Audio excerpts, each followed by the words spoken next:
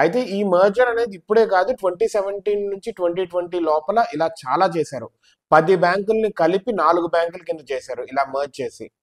And మొత్తానికి 27 ఉన్న banks ని ప్రస్తుతం 12 బ్యాంకుల కిందకి తీసుకొచ్చారు. అయితే ఎందుకు ఈ మర్జర్, ఎందుకు ఇలా చేస్తే ఏంటి అడ్వాంటేజ్ అని చూస్తే కనుక దానికి చాలా రీజన్స్ కూడా ఉన్నాయి.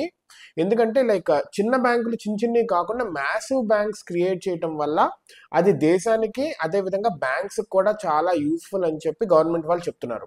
మన భారతదేశంలో వీళ్ళు ఏం ఎక్స్పెక్ట్ చేస్తున్నారంటే భారతదేశ government banks, basically national banks, ఇవి వరల్డ్స్ టాప్ 10లో ఉండాలి అనే ఉద్దేశంతో ఉన్నారు. టాప్ 20లో బేసికలీ ఉండాలి అనే ఉద్దేశంలో ఉన్నారు.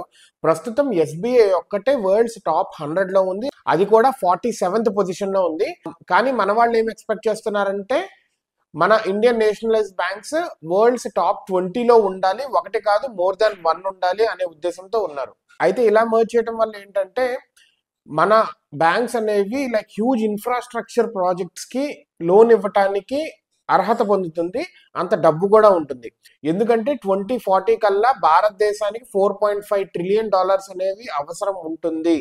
సో అప్పటికి అంత బిగ్ సైజ్ బ్యాంక్స్ అనేవి, ఇలాంటి ఫైనాన్షియల్ ఇన్స్టిట్యూషన్స్ అనేవి బిల్డ్ చేయాలి అనే ఉద్దేశంతో వీళ్ళు ఈ ఐడియాని తీసుకుంటున్నారు.